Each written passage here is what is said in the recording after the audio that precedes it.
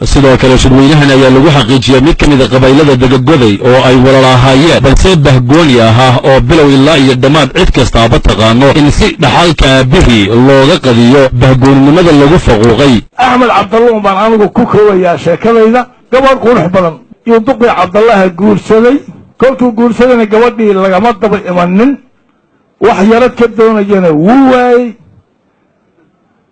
mar haddii la garan waayey aabbuhu uu yaro cuqdaysnaa uu ka habaartamay, wuxuu yidhi wuu sii sheegay wiilka hooyadii la garan laayahay ninkii iga duwow suu gabay ka gaabo. saasay habaarku u ahaa. kolkuu duqii dhintay ayaa xoolihii ku yaraadeen dadkii qaybsanayay. xaasadna meel walba wuu joogay. anu waxaan odhanayaa dadkii waagaa joogay ee uu cabdalla dhalay ama walaalaha la ahaayee reer maxamed iyo cawdaaq lahaa ma ayna difaacin wiilka yarkaa. waxaana ku sifaynaya allah u naxariista, hadda way dhinteen, in sifada xasadka uu diyaar ku ahaa. ha in yaroo kafaalinaya asbaabtii marka waxaa keenay annagu dhowr awowyadaanno.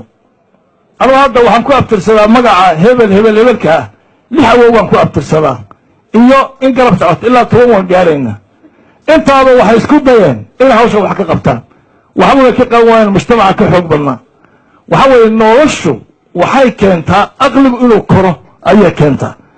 horumarku wuxuu keenaa dadku intay wax bartaan inay gartaan khaladkiiyo saxba inay kala gartaan. waxay ina gaarsiisay xadaaradeen iyo aqoontan, waxayna gaarsiisay ruux ka fiican inay jirin. marka waxaan nidhi war xaggee ugu dhow riximka inaad xidhiidhiso waa wax ilaahayna faray weeye. annaga waxaa weeye qoys ahaan kolkay sii socoto oo isrifanto oo soomaali ka tagto oo sii socoto, xil gooni ah ayaa wuxuu naga saaraa inaan annagu marka hore xidhiidhino, marka dambena aan soomaali u dayna ayaa xilku naga saaraa. xilka naga saara waxaa weye marka waanu shiray, go-aan baanu ka gaadhnay. 13 suldaanay beeshaa leedahay iyo ugaaskaa go-aan ka gaadhay oo go-aan ka qaatay in riximkii 200 sano la jaray in la soo celiyo ayaanu go-aan ka gaadhnay. tiknikadaa bilownayna waxaa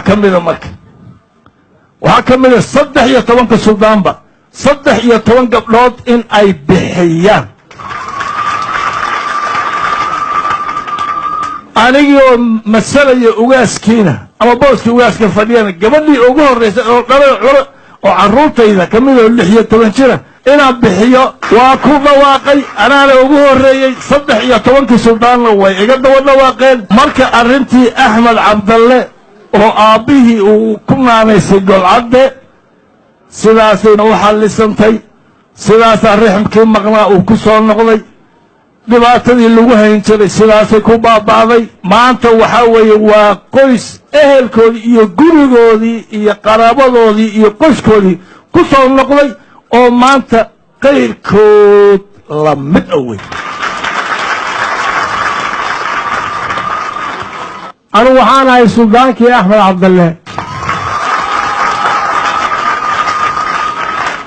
sidii ugaasku u sheegay, axmed cabdalle oo muddo badan xaqirnaa oo dulmanaa, walaalahoodna hiil iyo hooba tolmaga la garab taagnaa oon ka hadhin, ayaa maanta allah subxaana wa tacaala qalbigooda wuxuu ku soo riday inay walaalahoodii dulmanaa dulmiga ka qaadaan baa alla subxaana wa tacaala qalbigooda geliyey.